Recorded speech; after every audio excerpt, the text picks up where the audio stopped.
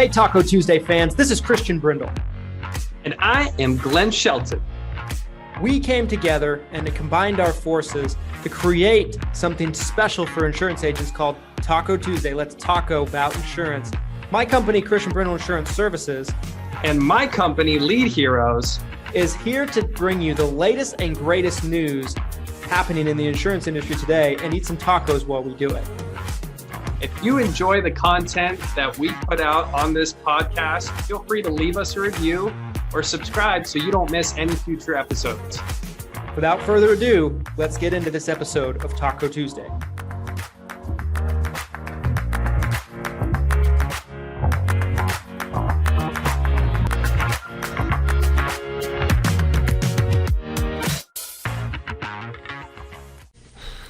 All right, I think we're live. You think so? I think so, but I'm right. checking. I'm Okay, checking. very good.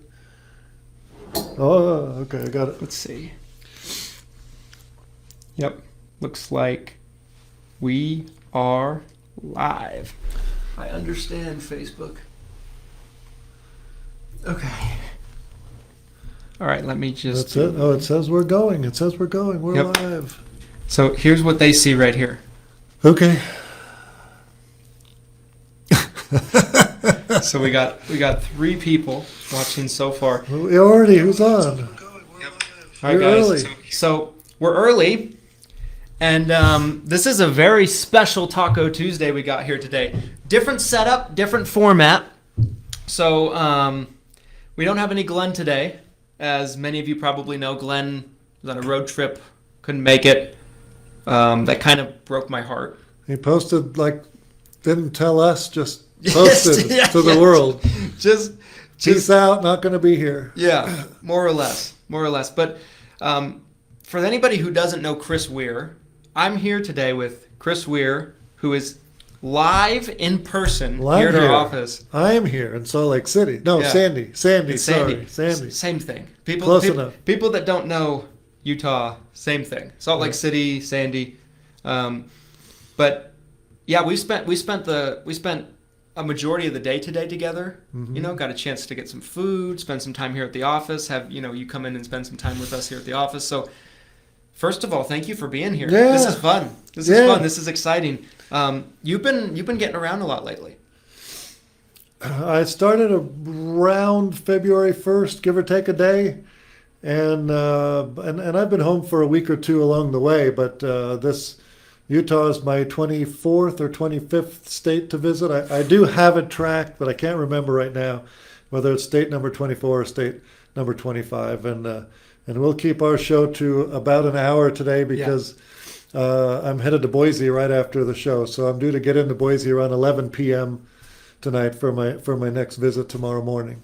Well, I'm excited about it, and I'm just so appreciative that you took the time to come and see little old me. I mean, because of all the people that you see, there's been a lot of really important people, so I'm flattered that, I was on the list. Well, you were on the list from the very beginning when you saw me start my drives way back when I did it in the RV. Yeah. You were like, when are you coming to Salt Lake? When are you coming to Salt Lake? So I said, I'm going to come to Salt Lake, but what I wanted to do... you have an announcement. What I wanted to do is I wanted to class up the joint, if you will, at Taco Tuesday. Oh my gosh. Taco Tuesday Oh my gosh. needs to elevate its game. I have found straight up with a bottle of Dom. Bottle of Dom to class up the joint here. Taco Tuesday. So- what goes better with tacos than a bottle of Dom Perignon on Taco Tuesday with Christian Brindle? So if I may, Absolutely. Okay. Absolutely. So this is more like what Galen Hendricks wanted Taco Tuesday to be. She wanted Taco Tuesday to be Margarita Monday. Oh, really? Well, did. I would always go with Carving Station Tuesday, but that doesn't sound the same. Yeah.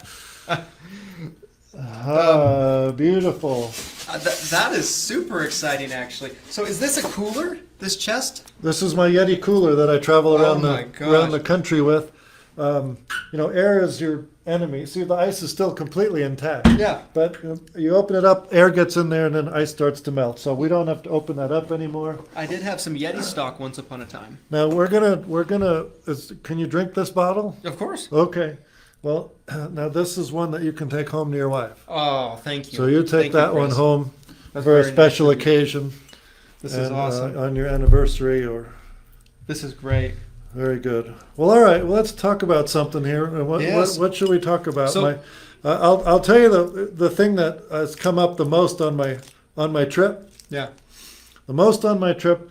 It's remarkable how many people I have met who are natural, outgoing networkers. They are great at meeting people. So many of them, like me, have never met somebody that they didn't like, never met a stranger. But these poor people are running these businesses and they don't know how. Yeah. I know we were talking Because about it's that hard. earlier. It's hard. I've been doing it for 30 years and I think I just got good 3 years ago. Yeah. So, but you think you're doing obviously the best that you can, and it's like, where do you get the rule book on how to run the business, how to hire, Yeah. how to manage, how to train, and no, it's not always the same for every business, but some of the principles are the same, Yeah. and identifying, whether you should be running your own business, which for me wasn't the case. I'm better off not running my own business and Thank and you. just focusing on meeting the customers. Yeah.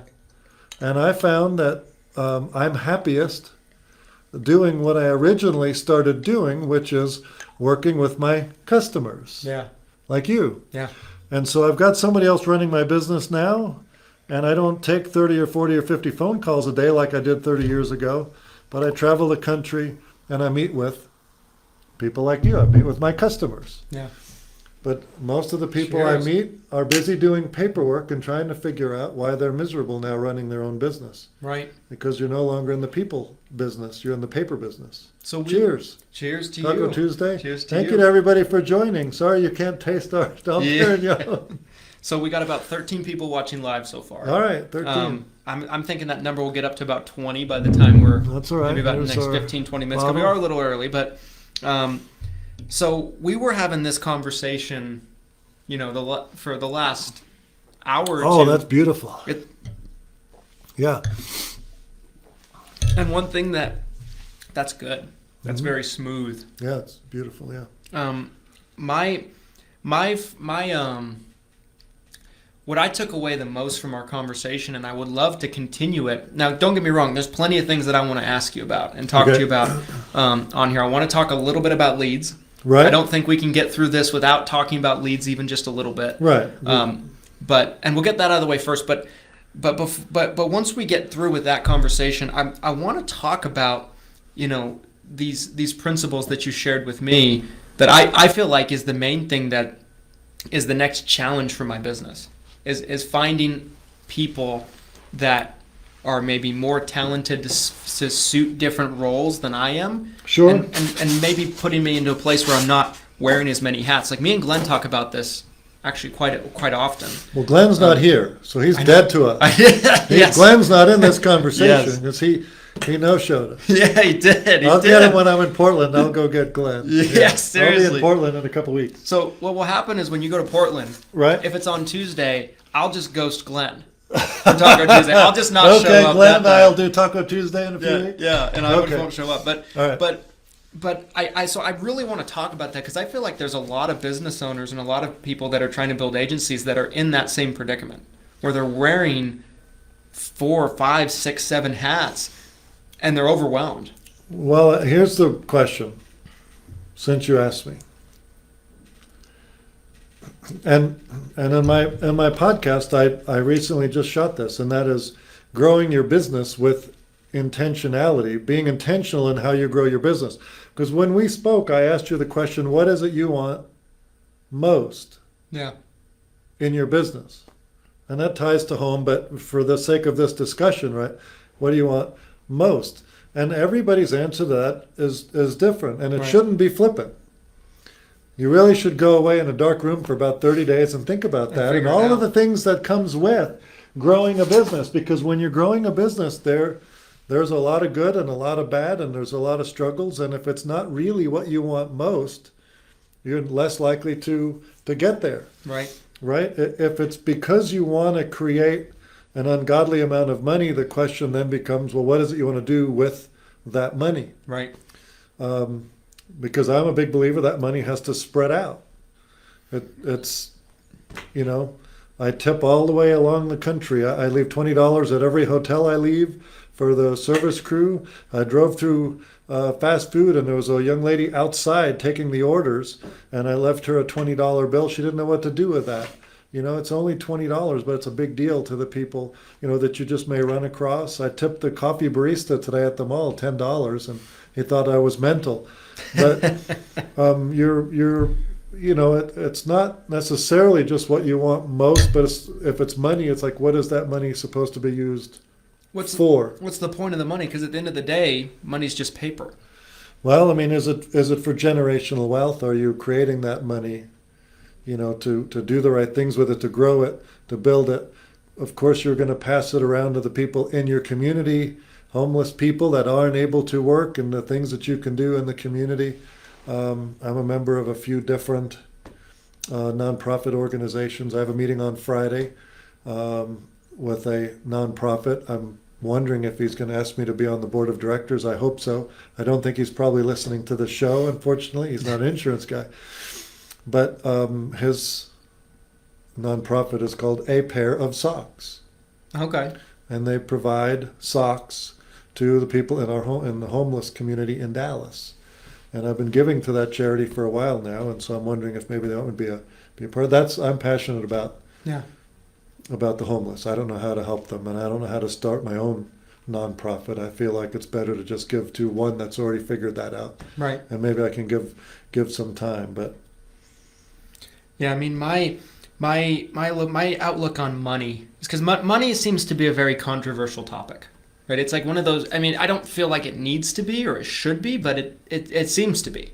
I think some people have this outlook about money that, like, with money, if you're money motivated, you're a charlatan, you're in it for the wrong reasons, you're selfish, all those different cliche things. But we were talking about it earlier at lunch today. Like, the way that I look at money is, if your heart's in the right place, and you don't want just money to get money, it's not a greed thing. It's that you can donate to a good charity like that. You can get involved with a good cause, and you can help it get off the ground. You can employ people. You can change people's lives. You can make the world a better place.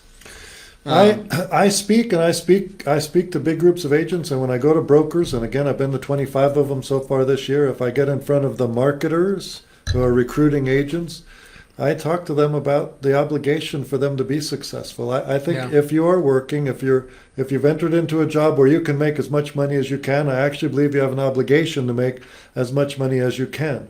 And that doesn't mean stepping on people. It means bringing people with you along the way. I'm a white horse guy. I always have been. I'm naive in that way. And I don't know, maybe it's worked for me. But I just think people always wake up in the morning with the best of intentions. Yeah. Now, for some people, it may go awry. Some point during the day, things don't happen exactly how they planned, but they still woke up with the best of intentions that day. That's, again, maybe I'm naive, but I agree with that, though. I think a marketer is recruiting agents. They're looking for people that haven't quite figured out how to make a living yet, and a marketer has all the tools for that person if they want to come to work every day and be successful, whatever success means to them. The marketer has the tool to all of those things, all of the training, the products, the leads. I mean, all of it. When I talk to a broker who says they want to retire, and I've had that happen, I say, well, society requires you not to retire. Society is a lot of people that need to know how to make a living, and if you're a broker, then why are you retiring? You could work a little bit less, you could travel a little bit more, but I think society requires you to continue teaching people how to make a living, because there's a lot of people don't know how right now. That's very true. I mean, I look at it for me, because, I'll share what I answered your question with earlier. What do I want most in my business? I want my company to grow into an FMO, an IMO. That's kind of where I want to get to long term. That's kind of where I see us going long term. And I feel like I'm in a spot, because we were having a very good conversation. You don't have to go that way. You're Right. saying you intentionally want to take a path to become an IMO. Yeah.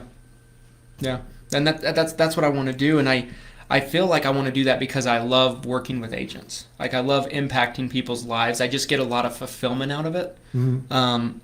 Like, when I work with an agent and they feel like that I help them be more successful in their business, and came directly through maybe something that I taught them, or a principle that I taught them, or a marketing hack, or just something, maybe a script or a way of saying things, a phrase. Sure. I enjoy that, and I've spent so many years now selling direct to consumer myself. I feel like that's where I want my business to go. But I want to create generational wealth. I mean, it gets really deep. I mean, I really want to. Well, you're very deep. I try to be. But like, I want to set a good example for my daughter. Right. I want my daughter to grow up seeing her dad be very successful. Like, I want her to see what's possible in life. Right. Well, success can be measured in dollars, can be measured in faith, can be measured in family, can be measured in how many people that you bring along on the road, not just wealth. Yeah. In fact, maybe not even wealth. Again, depends on who you are. Everybody defines that sort of what success looks like, or what they want most in life, different. Yeah, that's very true. I mean, I feel like, my desire to touch agents, my desire to work with agents, kind of help them to be successful in their business is really kind of my driving force, for me. But I think we had a great conversation earlier, because I feel like my obstacle from getting from point A to point B is that I'm wearing so many different hats in my business, Right. And I feel like there's a lot of agents that will watch this that are in that mold. I feel like it's way more common than maybe I might have originally thought. That's even in the IMOs themselves, the people running the IMOs. Yeah. May not have the sort of the structure in place, or they're doing the paperwork. They're doing the paperwork, and they're busy holding people accountable, and maybe that's not their strongest suit, just as it wasn't for me. Yeah. My strongest suit was still being in that personal relationship game, and once I got out to that, that is where lead concepts started to really blossom more. Hey, we should probably talk about leads. A lot of these people let's talk came about on leads. to talk about leads. Let's After talk 30 years, I know a few things about leads. So I have several questions I'd love to ask you about leads. I mean, if anybody doesn't know lead concepts, you're living under a rock at this point. I mean, you've done. I think I heard somebody say. I think I heard somebody say that you've done half a billion. Yeah. Mail drops. Or I had to do the math a little bit, but over 30 years, it's over a half a billion pieces of mail, and it didn't, all of it didn't work, but most of it did work, and I have been relying all 30 years on the post office. Yeah. And they keep on delivering. They keep doing it. Ups and downs, of course. Price increases over all those 30 years. I've never had a price decrease. We've had price increases all those 30 years. Every time we've had a price increase, agents go, "Oh, I don't know if I can make that work," right? But then keep ordering. When I was running my marathon in Antarctica, which is a different story, I met people from all over the world, and I asked them.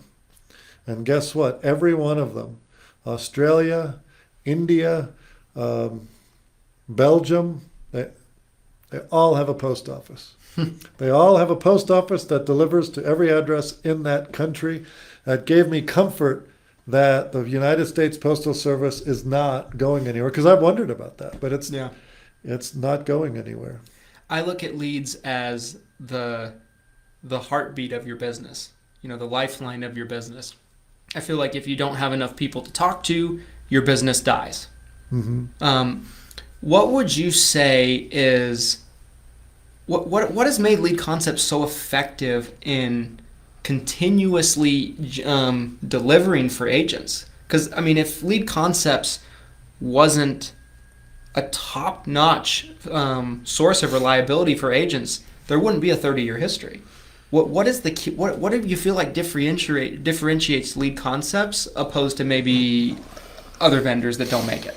Like what is the secret? Well, Christian, I'm glad you asked that. No, I'm joking, but there's no secret, man. There is no secret. It's just that you have to put the customer first. It's cliche, I suppose, but I wake up every morning and I assume everybody's going to be good and everything is going to work out, and that naivete is just paid off, I suppose. But all I've had to do for 30 years is tell the truth. Yeah. I'd love to say it was more magical than that, but when people ask me questions, I give them the straight, honest answer as to what their mailer will pull. And once they place their order, they find out that I was right, and they keep ordering. And when we have one that doesn't pull as much as I thought, we put money to it. We issue a credit, or we do more mail. I've been doing it for 30 years. I had a FedEx package 20 years ago that had 1,100 leads in it that got lost. And I had to remail 30,000 mailers at a time in my career when I didn't have that kind of money. But FedEx lost all the leads. Yeah. And so the customer lost 3 weeks. There was no getting the time back. You can't get the time back. But we could recreate the leads. And he's still my customer, and he's still going strong. And I think I mentioned to you a couple of weeks ago we had a I think I'm getting that number right, $66,000 credit. Yeah. Because we had a couple of hundred small orders that came in, and all of them pulled less than we expected them to pull. And when we did our analysis and spreadsheeted it all and pulled it all and did, we were short about 1,500 and I think 60 leads. Wow. So we applied a dollar amount to that number and then did the math, and it was $66,000 credit. And you say, well, you can't do that. You can't pay a $66,000 credit, but yeah, you just do it. Yeah. You just do it. I mean, my job is way easier than your job. Yeah. I just have to stand behind our word, who we are. And so that the secret to success is simple. Just treat people right. Not just your customers, but your vendors, which you do that very well, by the way. Thank you. Absolutely. Treat your vendors, treat your customers, treat your staff members, treat everybody with respect, and it comes back. Yeah, absolutely. I think that's really true. And somebody taught you that when you were very young. You didn't need me to tell you that. I had a good I had a good mentor in my dad. Yeah, right. My dad was always a big believer in that. Like you don't want to burn bridges with those kind of people, because those are the people that you depend on. And those are the people that can make the biggest difference in your business. The carriers, the reps at the carriers, the lead vendors. Those it's we were talking earlier, it's a relationship business. Yeah. And I had a question specific. I don't know, life is relationships, isn't it? Yeah. The day you call me and say I'm not working with you anymore, I hope I still get to come on Taco Tuesday when I'm in town, because for me, it'll be okay if you decide you have to move in a different direction and not use Lead Concepts anymore. Yeah. Because all I really am after is your success, and the rest will take care of itself. And if you leave for a while, maybe you'll come back in the future, maybe you won't. I've had customers leave because direct mail in their area quit pulling particularly well, and they went to some sort of a phone room or something else. And I wished them well, right? What else can you do? That's all you can do. Yeah. I mean, whether they were going to come back or not, I just, let's all be successful. I have a question that I've been really curious to ask you for a while now. I was actually going to ask you in Memphis, but I forgot. Oh, yeah, in Memphis? Okay. Yeah, so this tells you how long it's been on my mind. And it might be kind of a naive question. Okay. Perfect for me. But I'm sure I'm not the only person that wonders this. So we work with agents all over the country that do mail drops. I'll notice in some areas that the return rate is dramatically different than another. Yeah. Yeah. Why is that, do you think? Is it because there's other competitors that are mailing as well? Like what causes in one area to be 1.5% and another area to be 3%? The only thing that that I can really pinpoint, because if I really knew, right, I'd probably be wealthier, right? If I really, really knew. Yeah. But I think when we look at sort of a logic standpoint, it must have to do with the amount of mail that's already going into that area. But also there's radio, there is television. You've got other companies like mine that are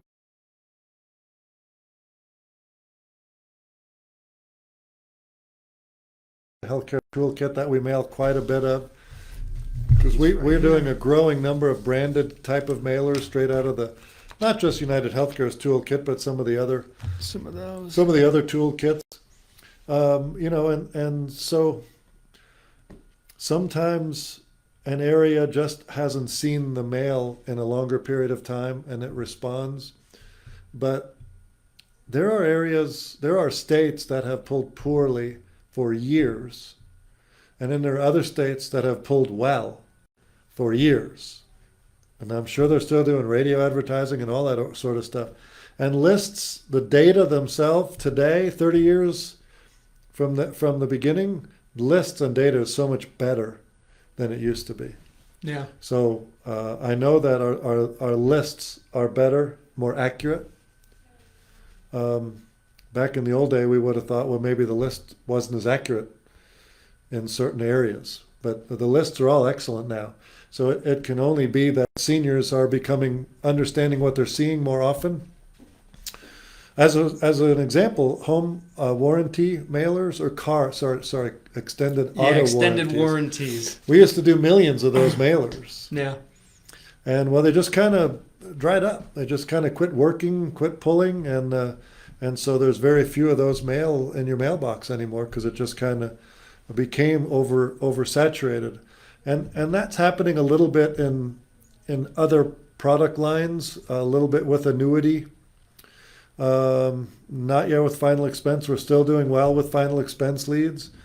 And the Medicare supplement it's a need. Yeah. It's a need. I mean, every senior needs it. And so I haven't seen massive fall off in the Medicare supplement and the MA, of course, response rates. Yeah. But some areas simply do not pull as well as others, and we hope that in the future they'll perk back up and sort of have a market correction is what we always called it. We'll just see. But the reason you work with somebody like me is before you spend money in Georgia and get 1%, you can always, say, hey, maybe go to Michigan, maybe go to Virginia, Delaware. There's other places you can mail, but only if you're doing it over the phone. Yeah. Only if you're doing it over the phone can you do that. Otherwise, you're limited to where you live. Yeah, it makes a lot of sense. I mean, with us, one thing I've noticed about direct mail leads, and I think I have a pretty good idea of what you'd say to this, but just in case I'm wrong, okay, direct mail leads seem to me to have the longest shelf life of any type of lead that I've ever seen.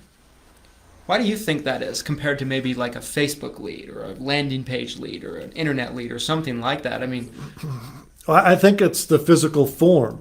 Yeah. I think it's the physical form with their handwriting right on it. And when you can go to the door and you can show them that they filled it out in their own handwriting. And whether they filled it out a week ago, a month ago, or 6 months ago, they don't really know when they filled it out necessarily. Yeah. I've noticed that too. Many years ago, I had a final expense agent. He was in Beaverton, Oregon. He still is. He doesn't do a lot of final expense anymore. But he would do a mailing, and back then we were doing $10 and $12 final expense leads. And they were fairly specific as well.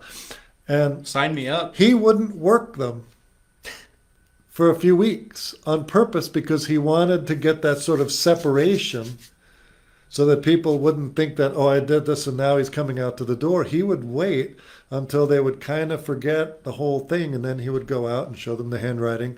And he felt like that made the approach softer. That's interesting. But that was a long time ago. Final expense wasn't a thing when I started in the business. Yeah.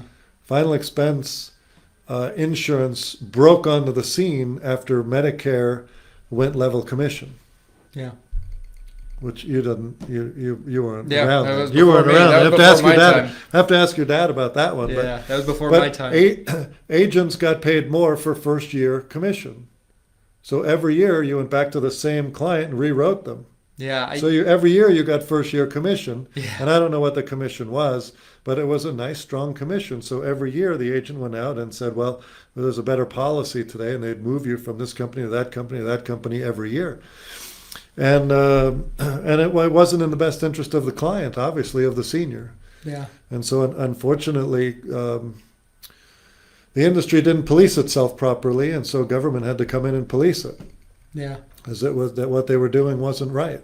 I remember my dad told me a story one time. There was a couple of carriers in the 90s that would pay commission on rate increases. Okay. So like when a carrier would raise a rate, let's say 5%, they would pay additional commission based on what the new rate would be. Oh, So if, like if you rewrote it? Well, no, like Oh. if you just stayed it on the books. So Oh. like let's say, a rate's $100 a month and you're making 20% of that. For whatever, just for the sake of example. Then the rate goes from $100 a month to 120. The agent would get a raise Yeah. on that. Yeah, like a little bump. And I don't think there were very many carriers doing it, but I remember he told our local Blue Cross Blue Shield company did it, which my dad did a lot of business for in the 90s. It seemed to me like the 90s were like a wild, wild west kind of time period for Medicare. I can't speak on that. It was for leads. It was for leads. I mean, when I would have a prospect send me their mailer that was red, white, and blue, and it had a return address in Washington, D.C. for no reason other than there is, in fact, a post office, boxes, etc. in Washington, D.C. on Pennsylvania Avenue. Yeah. So he would send Pennsylvania Avenue. me Pennsylvania Avenue return address. Oh my goodness. So you do your mailing, and the leads would go back to Pennsylvania Avenue, Washington, D.C. So everybody thought they were filling out a government form. Jeez. And when he sent me that, and I said, well, I'm not going to do that, he didn't understand why. I said, well, you're just doing that to fool people, and that's not why I wake up every morning, and so I'm not going to do it. And he said, well, what if all of the leads come back to me and we don't do that, and it's not red, white, and blue, and I don't use a brown craft envelope? And I said, well, okay, I guess if there's no way anybody could ever know that I did the mailing, you're the customer, you're the mailing, it's all yours, I'll do it for you. And it was a big mailing. It was like $30,000 was the order, and he wanted to give me a credit card, and I said, I'm not going to take your credit card. And he said, well, I said, well, if you're willing to fool all the seniors on the planet, then you must be want to fool me, and you'll probably just charge your credit card back. So mail me a check. Yeah. Yeah. He learned that. He heard that, and he changed the mailer. He did my mailer my way, and he didn't do it red, white, and blue, and we didn't mail it back to Washington, D.C. And he respected me for that conversation, and we were customers for a long, long, long, long time. Yeah. He was doing a living trust mailer. Living trusts. Yeah. I heard you recently. How many people are on? Are we boring people to death? Are we No. growing or shrinking? We have 18 now. 18. 18. Oh my God. Yeah. A plethora of Yeah. attendees. Yes. Wow. 18 people. We We're got 18 broadcasting to the world. We are. 18 We are. people. So I this drove conver- here this- to meet for these 18 people. I love it. This conversation will be heard far and wide, far and wide in the insurance space. Jeez. So I heard. I thought you had all this strength, all this lift. It's the replay. A lot of it gets on the replay. A lot of it's on the replay. A lot of it's on the replay. Is Christian Brindle just a myth with no meat on the bone? 18. Ouch! 18. We're up to 20 now. We're up to 20 now. Is it really Glenn Shelton's show? Because he's not here. Oh yeah. So when half the show leaves, half the audience goes with him. So I had heard recently Okay. on Clubhouse. On Clubhouse. So Clubhouse, obviously, become a phenomenon lately. A lot of people spend a lot of time on Clubhouse. I've gotten in trouble spending too much time on Clubhouse. Right. Well, you've corrected that. I So have. it's very good. I have. But there was a conversation that had kind of been put out there quite a bit about like doing branded mailers. Oh, yeah. And then, you kind of set the record straight on what that really looked like. Right. That it was more of like maybe like so if I wanted to do a mailer and Right. I put Danny Joe Munger's logo on, shout out Danny Joe Munger. That's One right. logo. That's right. But if I put Danny Joe Munger's Christian Brindle Insurance Services logo on, that we probably would have a less chance of seeing a stronger pull on a return rate than maybe if we did like a AARP mailer. If you are doing a branded specific mailer and you're trying to brand you specifically, unfortunately there's no brand there to draw a return. Yeah. The brand that draws a return is Aetna, it's Cigna, it's AARP, even more than United Healthcare, Aetna, or Cigna, it's AARP. And so when we do a branded mailer, I'm not talking about branding you. You have to find other ways to brand you. I'm in the business of generating leads. And postage is too expensive to spend on trying to brand you. We need leads. We need sales to come in through the direct mail. And so using a branded AARP mailer, if you're mailing 1,000 mailers, there's not enough you're going to see from that. 3 or 4 or 5 phone calls. These always are going to advertise you and your phone number. So they're calling you. And you're going to wait 21 days or so for 3 or 4 or 5 phone calls. It's not particularly exciting. And the answer to that is you can't mail just 1,000. Right. You know, if you said I need 15 to 20 leads, then it's a mathematical equation. If you're getting 3 to 5 leads back, then you have to mail 3 or 4,000 in order to get 15 to 20 phone calls so that you pick up your sales that way.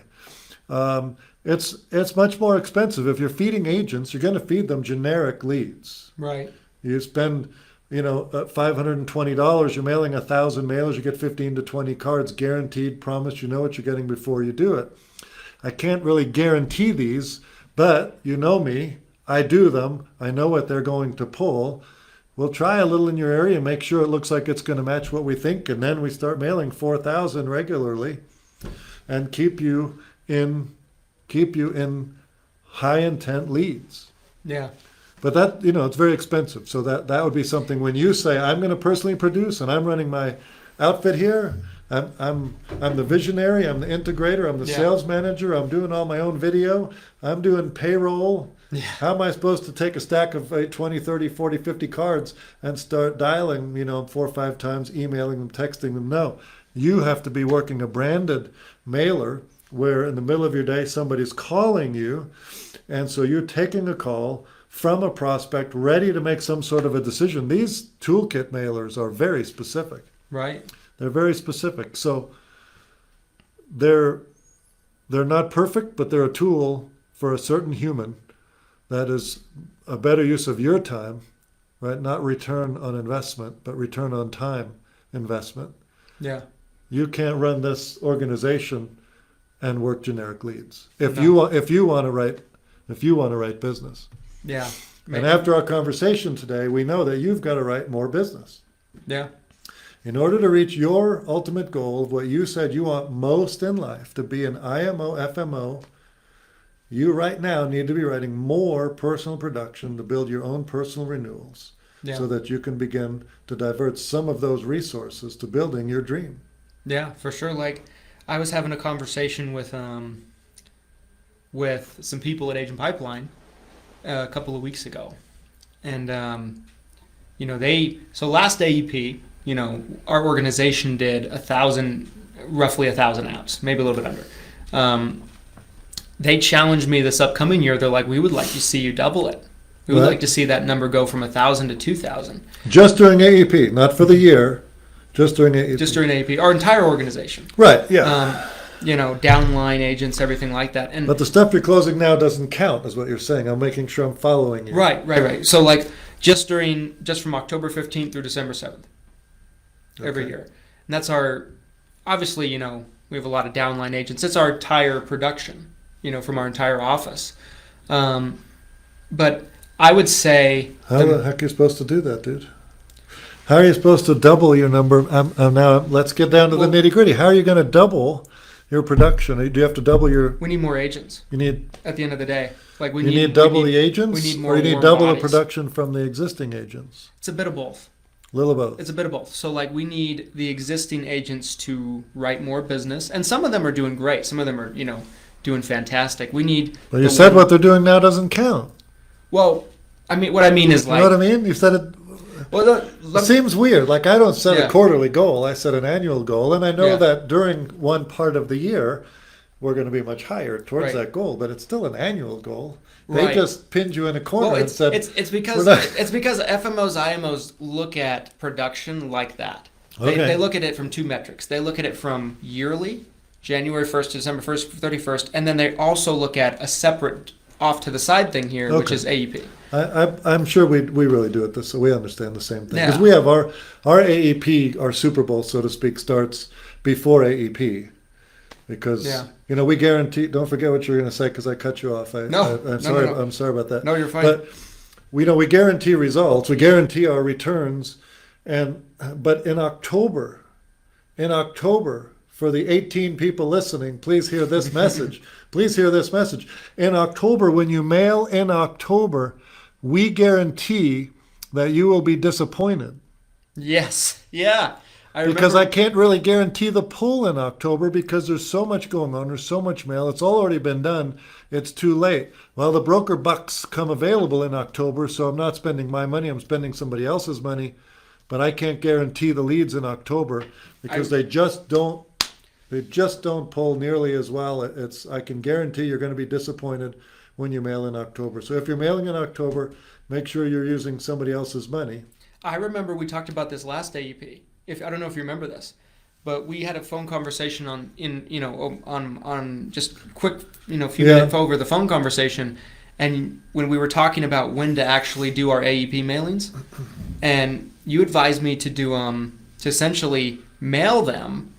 Maybe I think it was either mid or end of August. Correct, and all that of worked. And all of it, because a lot of people say, well, I'm going to do part of it in mid-August and part of it in mid-September and then some of it right before AEP. And no, just mail it all right in August and be done with it, because what you mail in August will pull higher than what you mail in September, which will pull higher than what you mail in October and higher than if you mail it in November. So it just keeps falling. And that's not just MedSup, that's final expense. Yeah. That's final expense. And you've got to be mailing your client retention mailer out as well. Yeah. We do that. We can help you with that. You can send us your clients and we can mail them a postcard. We can just do artwork for you. I have to charge a small fee because we get so many of those. Right. And we have a graphic designer that can build you your own personal client retention artwork and shoot you back a PDF, and you can do your own mailing if you don't want us to handle it. That's fine too. We just want you to mail your existing clients. Growth starts with keeping what you already have. Retention, yeah, we were talking about this earlier. You've got to retain what you already have. How do you get to critical mass as an agent? You reach a spot where you don't need me anymore. You have enough clients, enough policyholders that you're servicing them and receiving referrals, that you're writing new business while maintaining what you have, and you don't need somebody like me anymore. That's step one, and for some people, that's the only step they need. Do it. Good. How fast can you reach what I call critical mass? Yeah, and I think that is 100% true. I know. Well, isn't that your job to help get them to critical mass? Yeah. That's what that's my purpose in their business. Yeah. Is to help them get to that point. Well, I'm glad I could crystallize your purpose. I was able to crystallize that for you. I'm glad somebody can. I'm glad somebody can. But like, the other thing that I feel like is interesting about it is because I know a lot of agents too. I think this kind of segues into another good conversation that like I know a lot of agents. I'm driving to Boise in a half hour, so Okay. I'm good. I have a half hour. I'm gonna give Okay. it. But I guess I should quantify that my wife Kim will probably be driving to Boise in a half hour. Yeah, and you'll be the passenger. But I know a lot of agents that specifically will build their business in like maybe South Florida or Tampa Bay area, and their business is 100% built on duals and LIS clients. And I see them that they don't have the normal 90% retention rate that a Medicare agent, I believe, should have. Why? What do you mean? Well, with people that are, Medicare, Medicaid people, beneficiaries, they have the option of coming in and out of your business. They can change their plan once a quarter. They have an SEP that goes 3 out of the 4 quarters of the year. Wait. So they have the ability to change their plan any time of the year almost. You're talking about a Med Sup? Medicare Advantage.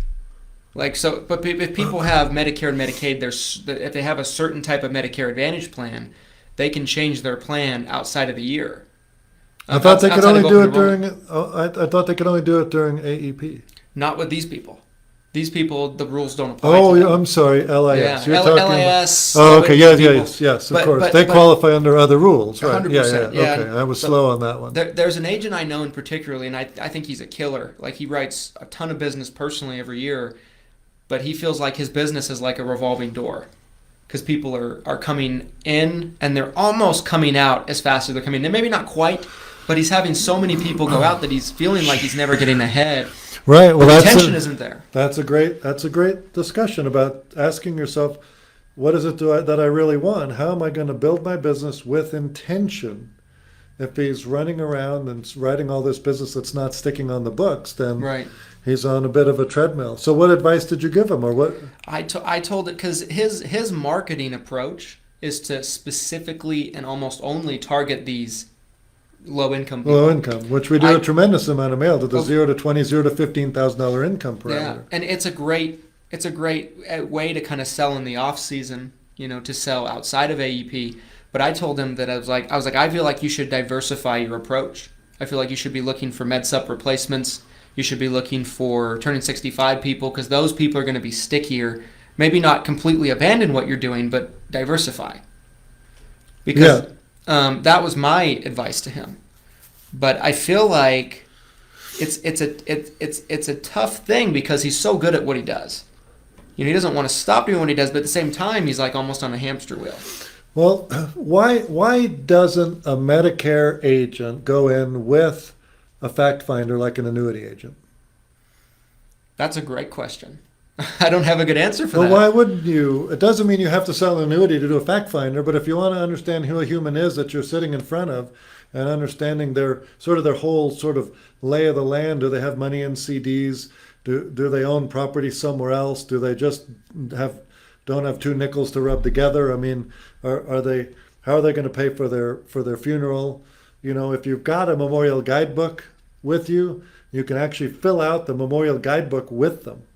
If they truly don't have enough money to even pay for their own burial, then you fill out the memorial guidebook with them, with any insurance policies they have, any savings account numbers, what type of flowers they want at their funeral, what music do they want played. You fill out the whole thing, and then at the end of it, how do we fund it? Yeah. Oh, well, how are you going to pay for the funeral? Here's all the things that we're going to leave for your surviving family member who is going to be your beneficiary. Like, who's the beneficiary? And then it's how do we fund it?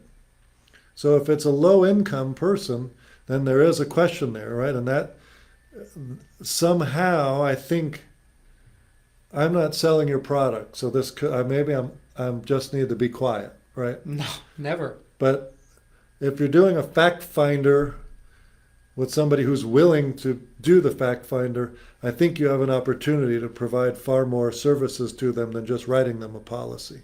I agree with that, and I think the more you know about someone's situation. Did I just crystallize something else for you? No. I mean, I feel like we have a process that finds out a lot have a person. Okay, you don't have a fact finder, but you have a process. We don't have like a sheet that says fact finder on it that has right. but we have a process in terms of like, I want to find out quite a bit about a person's situation. When we're trying to sell them, like, we know what questions to ask them to kind of find out some of that information. I think that it's important. I feel like the more you can know about your customers, the better you can fulfill their needs. And I feel like if you're not asking those questions, you're not accurately doing that. That's kind of the way I look at it. Right. I want to shift gears back to something real quickly because I know we only got you for so long, and I don't want to let this part get away. I want to get back to the blue ocean thing. Yes. Because to me, I think that is such a valuable thing in business, because I feel like it's very easy to get to a point, and I could probably say I'm at this point. I'm trying to figure out the best way to go about overcoming it. But having people in your business that you can essentially say, okay, this is what you do in the business, and this is your spot. You live in it. This is your real estate. I mean, you're talking about Blue Ocean now? Yeah. So the Blue Ocean strategy. If you ask yourself, what business can I get into right now that nobody else is doing? Yeah. What sets you apart? Well, no. If you ask yourself, what business could I start that nobody else is doing, it doesn't really exist. Right? Anything you want to do, there's jillions of people doing it. Yeah. And so you just start a business, right? And you enter into what is now really a red ocean, just people everywhere in your business, and it's just people bumping into each other. And then you find that one thing that truly makes you unique.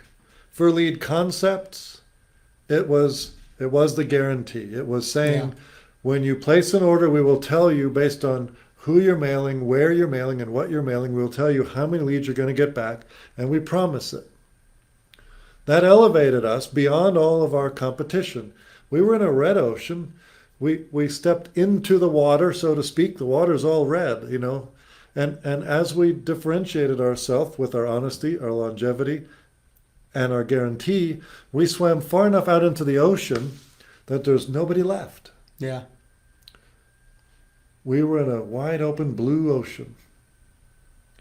And customers began to flock to us. Yeah. And since our policy is never to let a customer go or go away unhappy or not get what they promised, we've been growing like crazy since we were able to identify our blue ocean, which is something we have had a hard time doing. Yeah.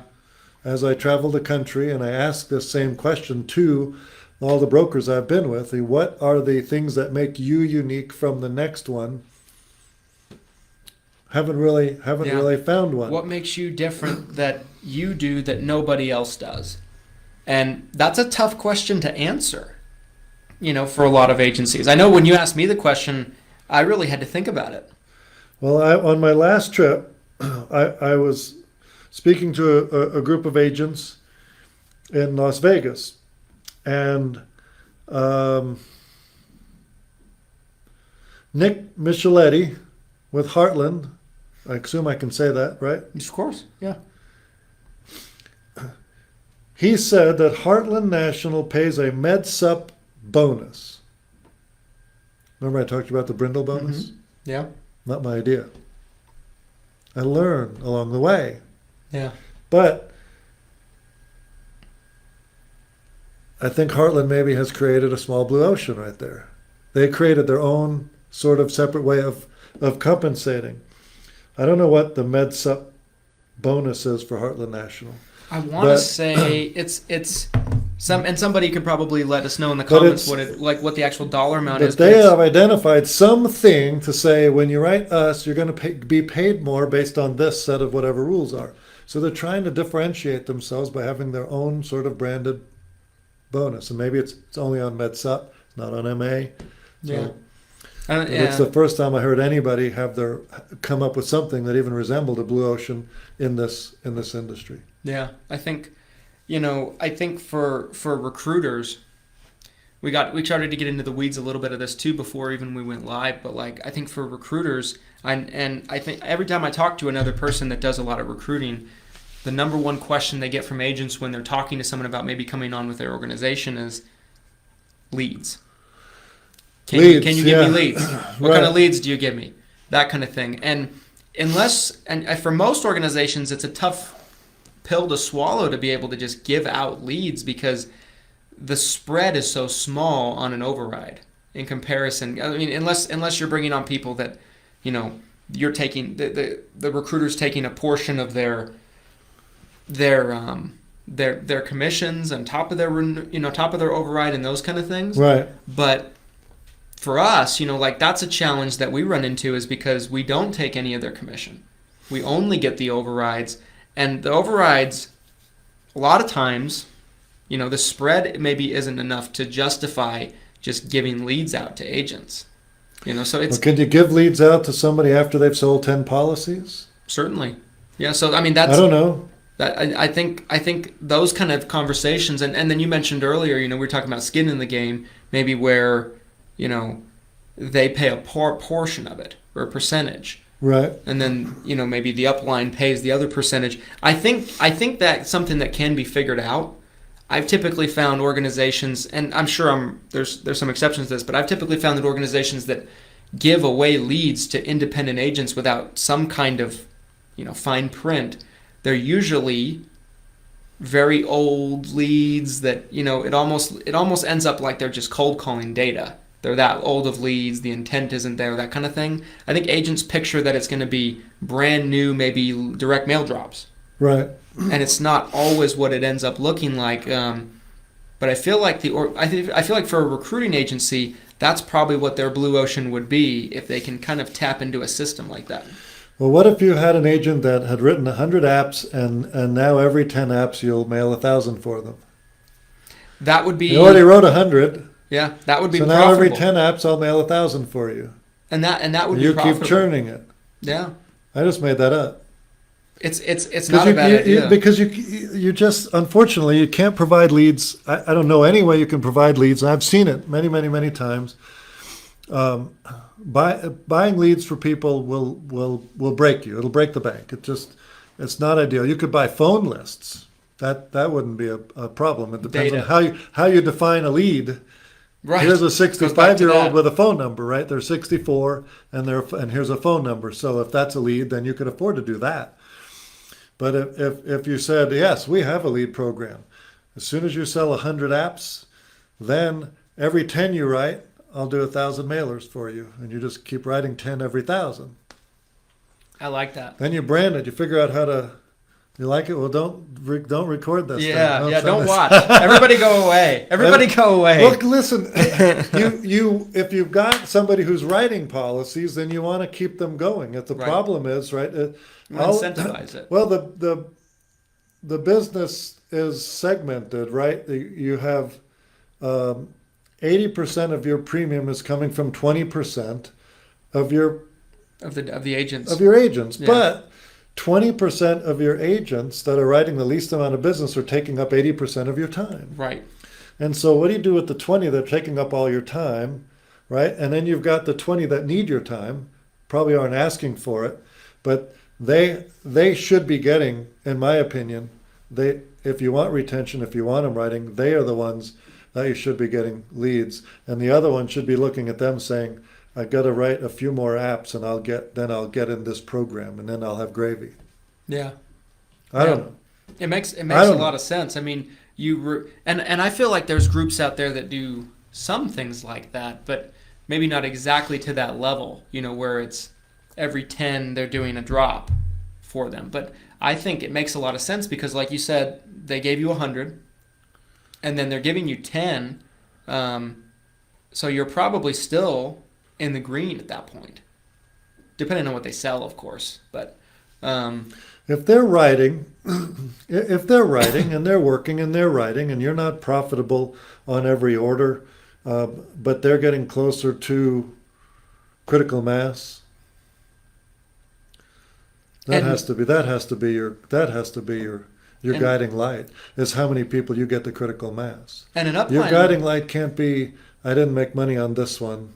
It's like, I'll Right. make money on that one. Did they make money, right? Well, if they made money, then good for you. They made money. You got to bring everybody with you.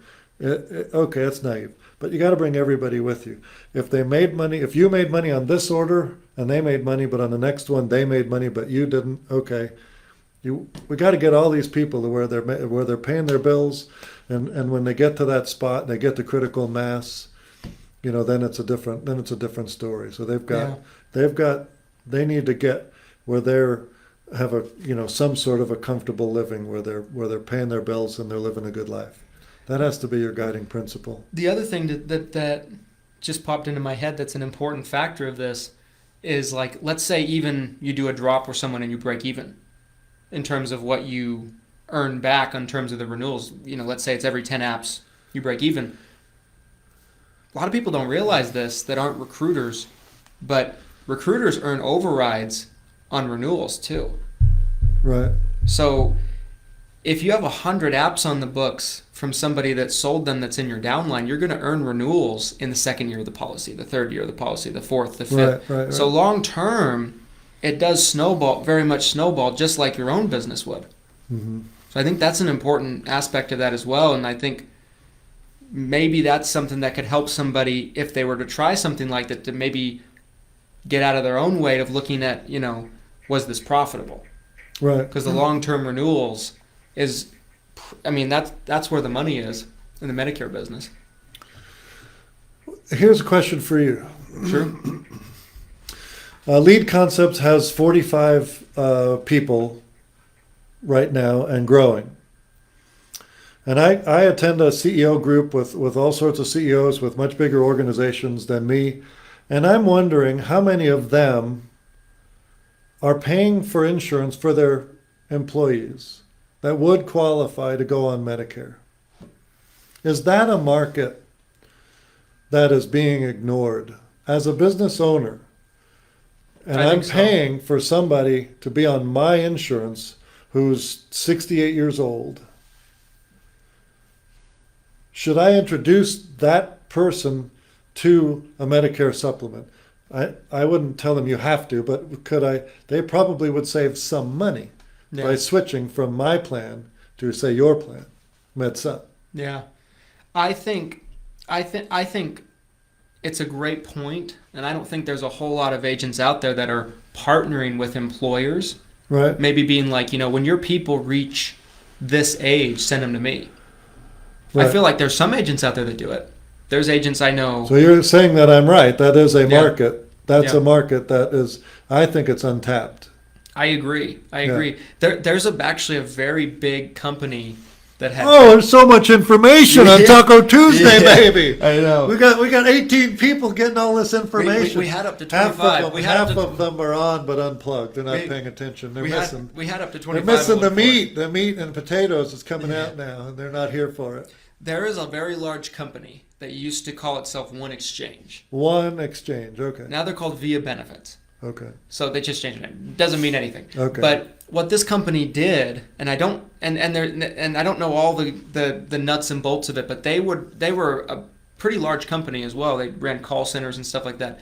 They would partner with employers, and the employer and this company would work out an agreement to where if sorry, Matt Murray's texting me wanting us to dab, or it's not really live. What is This dabbing, very, very bad dabbing.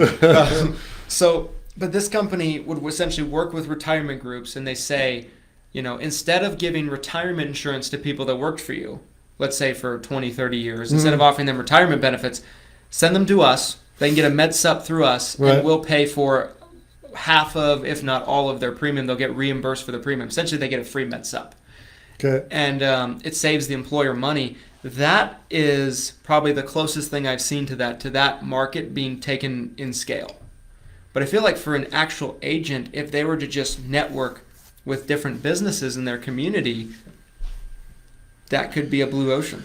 Well, the thing for me, and I've mentioned this a couple of times. I don't think anybody's done it yet, but I do marketing for funeral homes, and funeral homes are always looking for reasons to invite the community in, meet them, get to know their neighbors. If you're a second or third generation funeral home owner, especially third generation, it's really all you know is that industry. And your market is no bigger than the car wash right next door to you. It's this small thing. So your reputation is enormous. And when you bring people into your funeral home between the ages of 50 and whatever, you want to make an impression. You want them to trust you, believe in you, like you. And they're always looking for reasons to bring the community in and provide them with valuable information that they may not have. It can be estate planning. It could be about pre-need or final expense. But oftentimes when I'm doing mailings for them, there's not a Medicare speaker, a health insurance speaker. Yeah. Somebody in there to educate them about dental and vision prescriptions and all of that stuff. And to me, there's an opportunity for you to provide a service to the funeral home and actually partner in meeting the community. Yeah, I agree. We're at about an hour. Well, that doesn't even mention the bowling league I'm in. Most of those people would be perfect. What is your normal bowling score? Well, I missed last night, unfortunately, but I bowl about a 180, 185 average. So Better than me. well, I mean, That's I've much been better bowling than a lot, and I will say I'm disappointed with that average. I'm pretty disappointed that it hasn't. But I said the same when we talked about golf earlier. I still cannot seem to break 100 no matter what I do, because there's always an 8 or 2 on the scorecard somewhere. So I want to be respectful of your time. I know you got a commute ahead of you. Where can people get in touch with Lead Concepts? Let's say there's someone that's watches this, because this will be put up on YouTube. Replay usually gets a couple hundred views, and then this will be up on the group and replay. It'll be on podcast. It'll be everywhere. So a lot of people see the replay. More than 18 people? More than 18 More people. than 18 people. I sincerely hope so. Listen, I want to meet everybody. I want to meet everybody. So I don't want anybody to bypass me. Just text me. Just send me a text message. Is that weird? No. I'm all over the country. I'm not in the office. There's an 800 number. My email is chrisweir@leadconcepts.com. But I'd much rather somebody just text me and open up a discussion. If you call me, I won't answer the phone because I don't ever know who's calling. But just text me. My cell phone is 817-706-7914.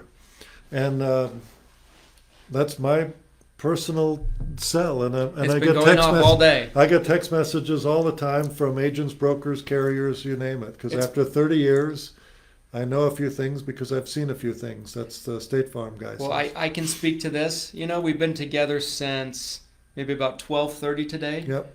Your phone's been going off all day. Yeah. So I can speak to that. I think that's really cool, though, that you're comfortable giving it out like that to your customers. Because I remember when we were doing the lead review video for you, you were just like, text me. Here's my phone number. Text me. I shot you a Facebook message. Like, shoot me a text. Yeah, shortcut to all the information that you need to be successful. Anything that you heard here, if you don't end up mailing with Lead Concepts, that's okay. You know a little bit more today than maybe you did yesterday. If you've got a favorite lead company that's treating you right, order with them. Keep doing what you're doing. If it's working, don't change it. I hope to be doing this another 30 years, so I'll be around whenever you need a lead guy. Thank you for coming on. Thank you for doing this. Yeah. This was fun. Guys, thanks for watching. And make sure to do your direct mail with Lead Concepts. We love them. Like, we use them all the time, and Chris is the best. So, guys, we'll be back next week. Hopefully Glenn will be here. Glenn, I'm coming to Oregon, buddy. I'll try and do it on a Tuesday. And when Chris shows up on a Tuesday, I'm going to be like, I can't do it, guys. I can't do it. I'm just going to show up. All right. All right, guys. We'll be back next time.